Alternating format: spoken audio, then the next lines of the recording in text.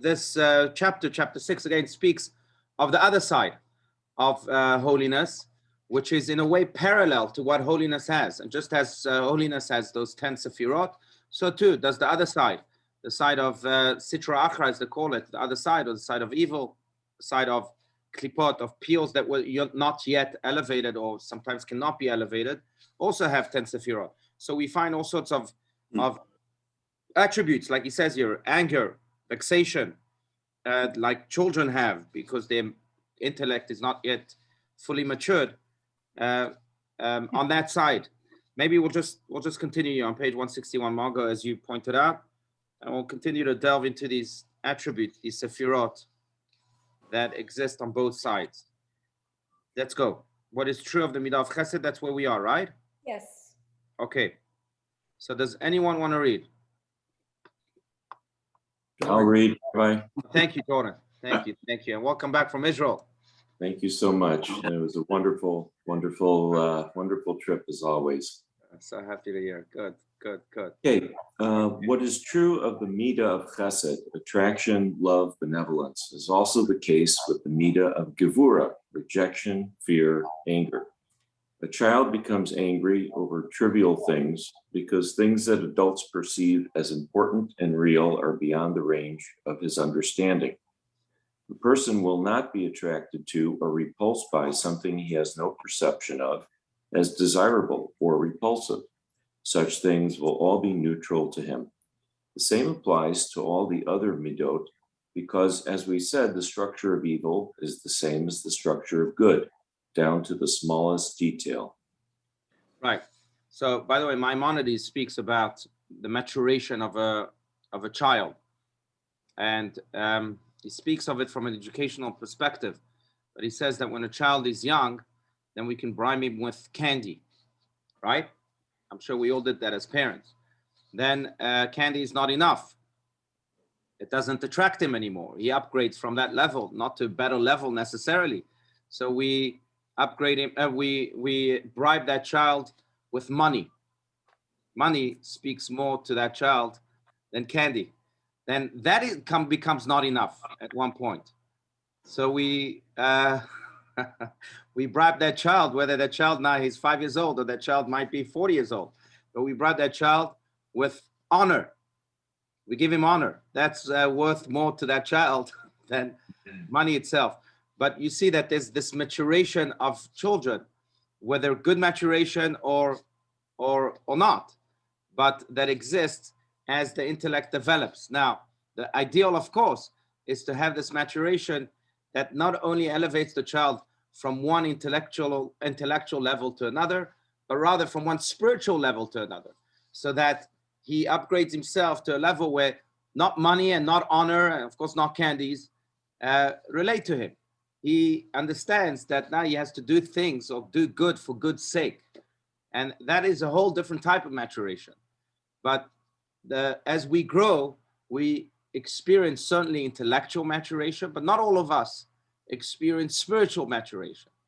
And for that to happen, Rabbi Schnauz doesn't say this now, but Tanya and Rabbi Schnauz will speak about this a little bit later. For that to happen, there needs to be a lot of toil. It doesn't come without toil. A lot of work, a lot of, as Winston Churchill put it, blood, sweat, and tears of towards self-refinement and towards indeed ensuring that we grow spiritually. So that's the other type of maturation. But nonetheless, maturation occurs, whether it's intellectual or spiritual. That really depends on the human being. Now, as this maturation occurs, as it says here, so we're attracted to different things.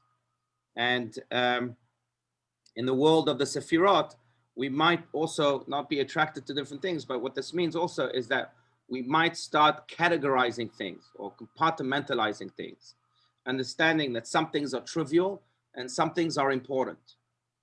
As a child, everything is important. As you grow, you understand, oh, okay, so what if this person said this comment to me? It's trivial. Let me box it in that box.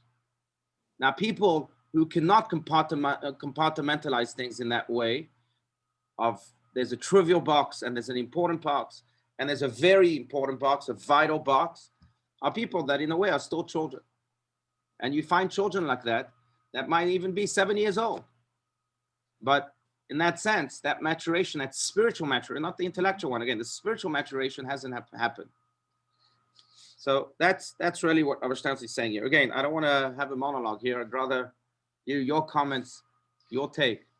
But as we speak of maturation, really, it's important to keep these things in mind. Does anyone want to share any word? Yes, Ronnie, please. A couple of questions. You said the structure of good and evil is the same. The structure of what is the structure? So these are a good question. These are parallel worlds, in the words of King Solomon, and in Ecclesiastes, in Kohelet, it says, "Zelo umat ze asa Elokim." God created two parallel worlds, one opposite the other. And just as there is anger that is good, that is holy, there is anger that is bad, that it destroys. Just as there is, happiness or elevation of mind that is holy, so too there could be jolliness that leads to bad things. So the structure of that structure, that is what I'm speaking about, is parallel to one another in the Sefirot, in the emotional attributes, and also in intellectual attributes, intellectual Sefirot, Chokhmah, Binah, and Da'at. Okay. It's interesting because, as opposed to, for example, I think we've spoken about this, to Catholicism, where you have 7 cardinal sins. In Judaism, you don't have 7 cardinal sins. Like one of them, for example, is envy. It depends how you use it, on which side of the aisle you're on. Envy could be a very good thing. If you're envious of a wise person, as the Talmud says, kinat sofrim tarbeh chokhmah, that the jealousy of scribes will increase wisdom.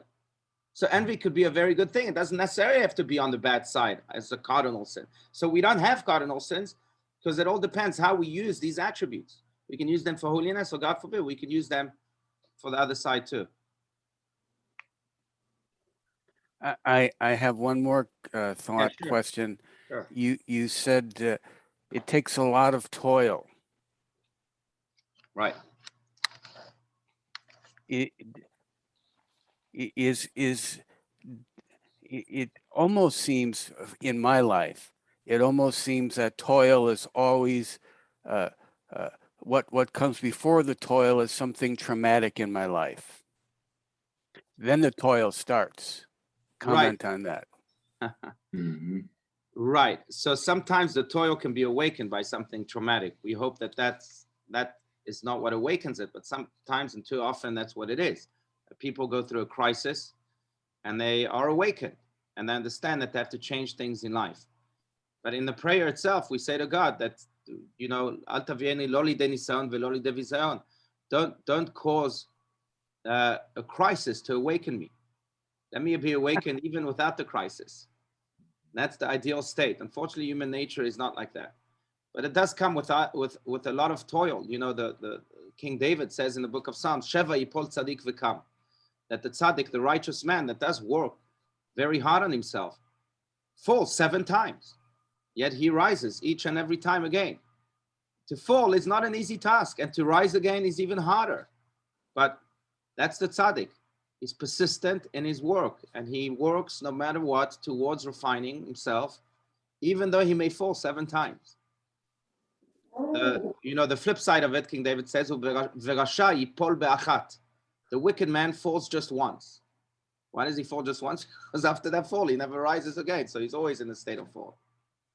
So for him, it's a cruise control type of life. But the tzaddik works on himself, has to constantly experience failure and success. It's like Thomas Edison, who says that the filament for, the light bulb that he invented came after what, 1,000 attempts? I don't know what the number is. That's what it takes. It's a lot of work. I don't think God created the structure for evil. I think he created the potential for evil. Evil is created only by human beings. It's not created by forces of nature. I mean, you have natural disasters, but as far as evil is concerned, it's created by human beings. Right. the problem is if you continue that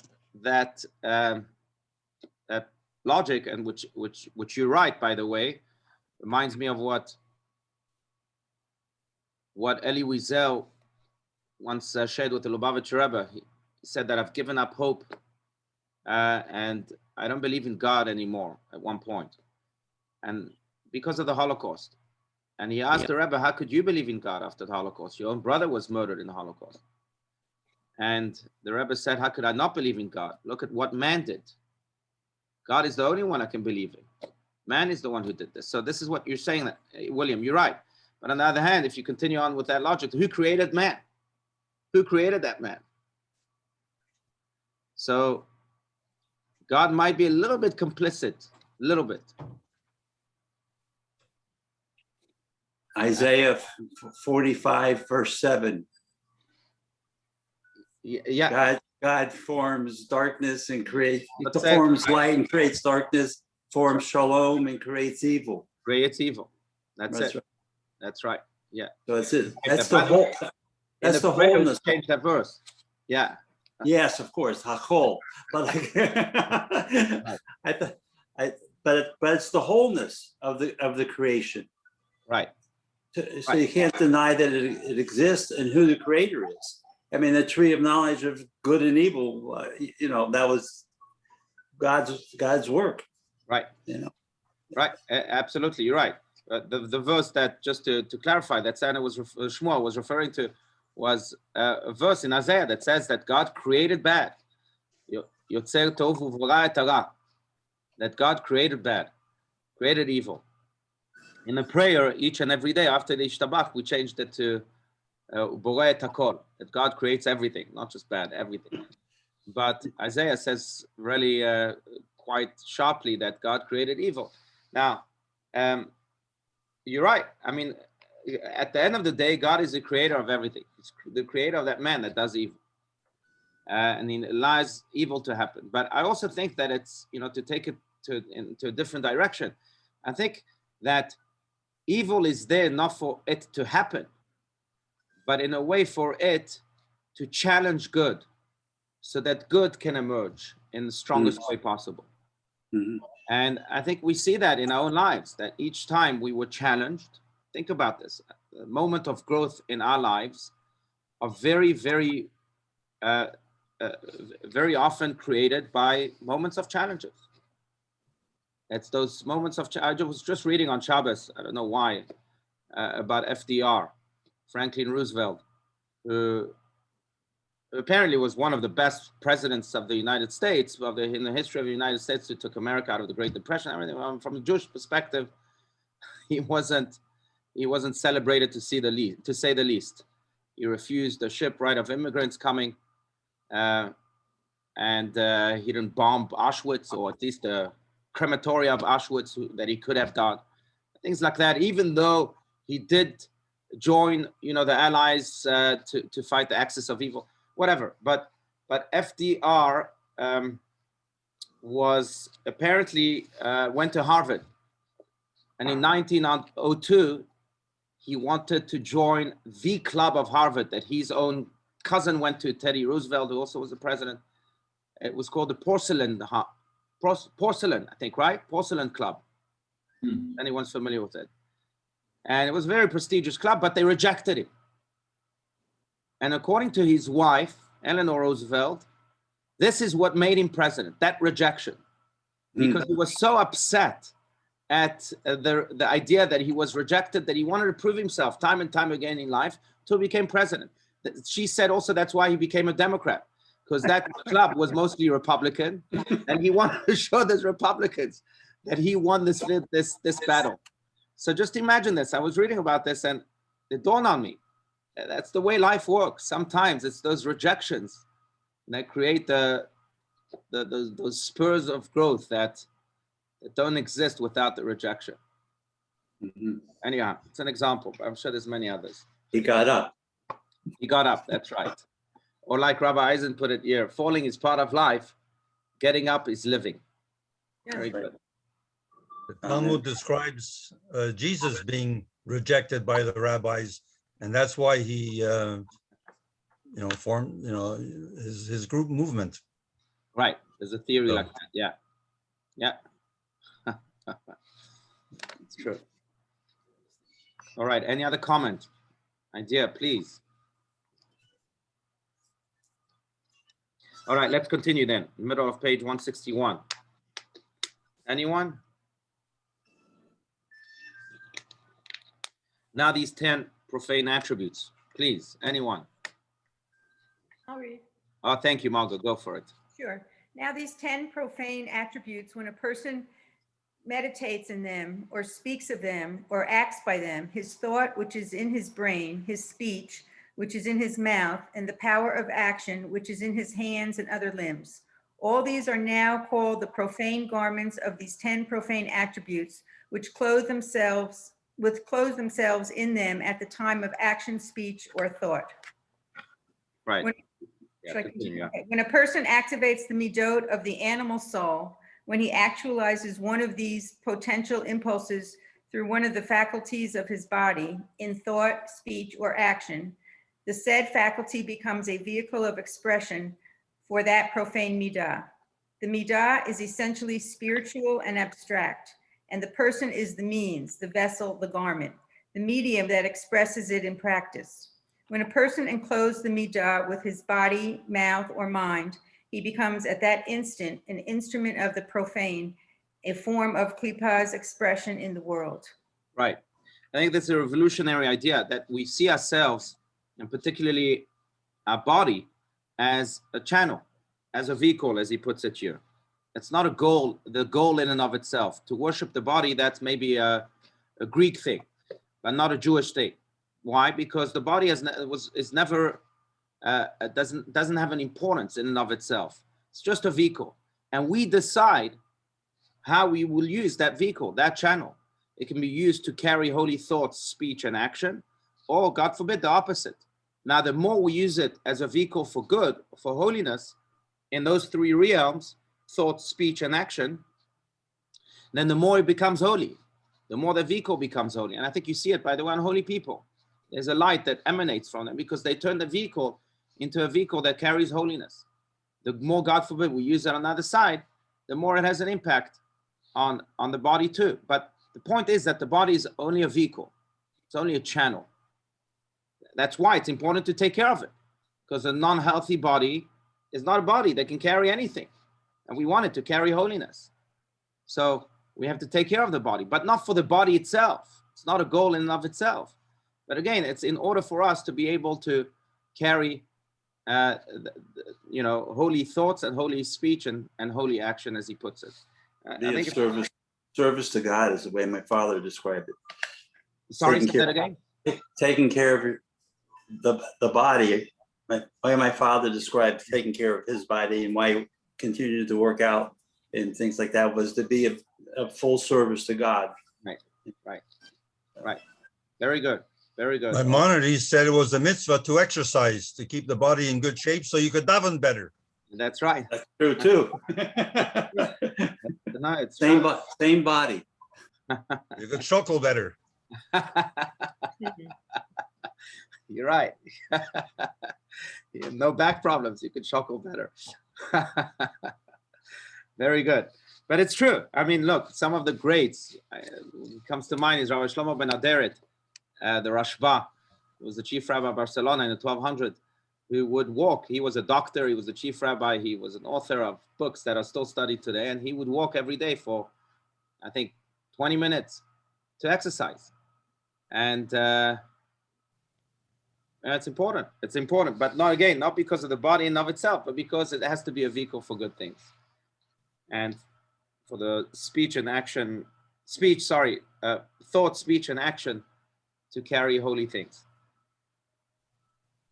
I think that's one of the great differences between our, Judaism and like I said, the Greeks, or even the Romans.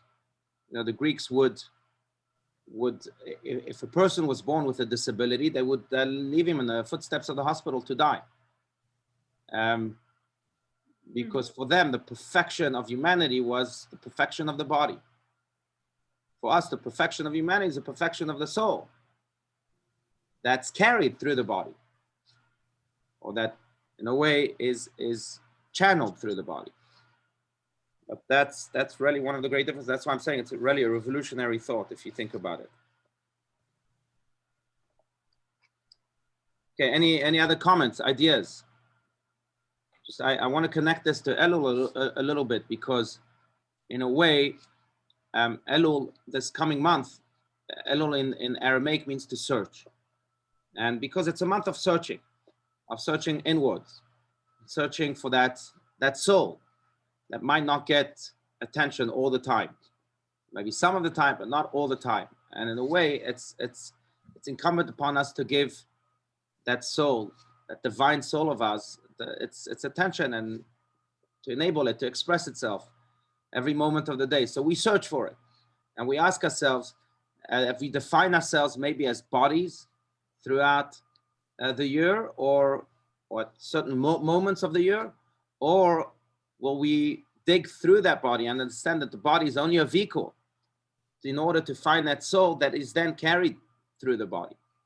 I think that's really what Elul is about, to go beyond the body, not to ignore the body or abandon the body, but to understand that there's a driver to this body, and the body is but a vehicle.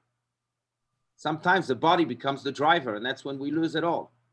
I don't know if you were watching the Olympics, but I got a clip of, I wasn't watching the Olympics, but I did follow Israel a little bit.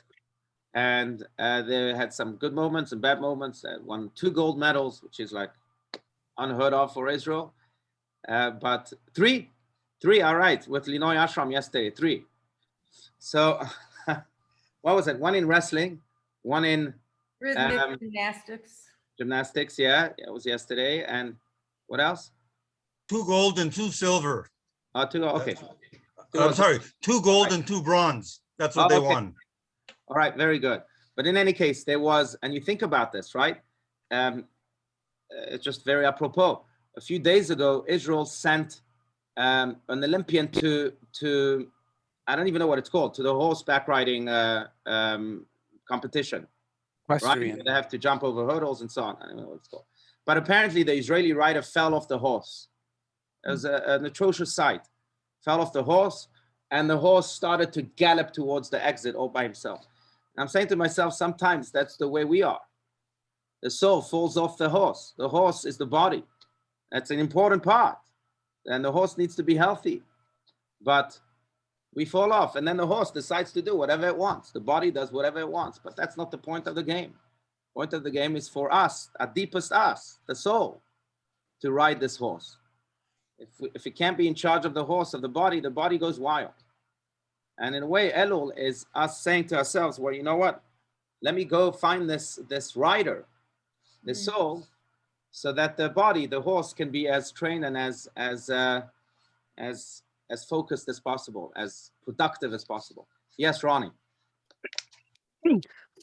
Just going along with that, you talked about this month is a month we search for it. Is that what you said?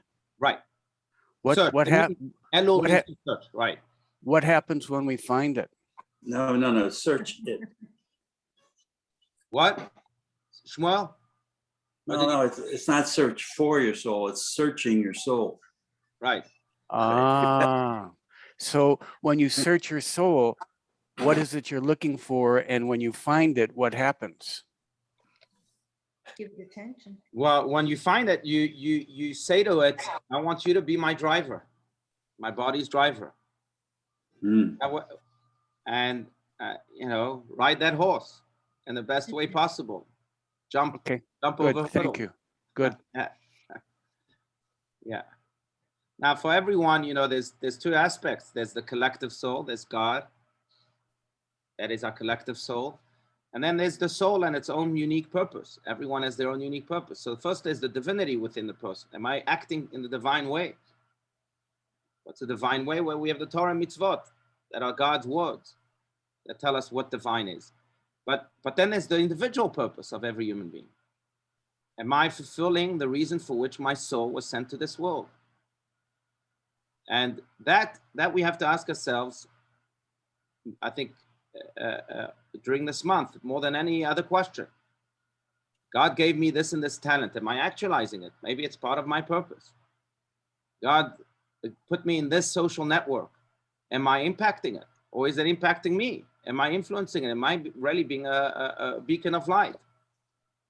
And these are individual questions, individual, based on the individual purpose of the soul, but still, it relates to the driver, the rider of that horse, so to speak.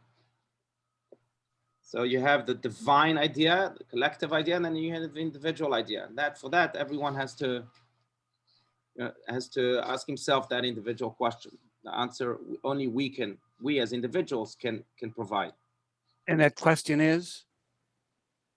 Am I actualizing my soul's purpose in life?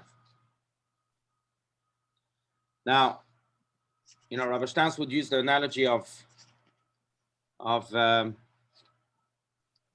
there's a semi-joke about this man who was riding in a train in Russia, in USSR, and he was in the same cabin as a big general. And it was a long, long ride, and they each had their own beds in that cabin, and they took off their clothes, put their pajamas on, and went to sleep.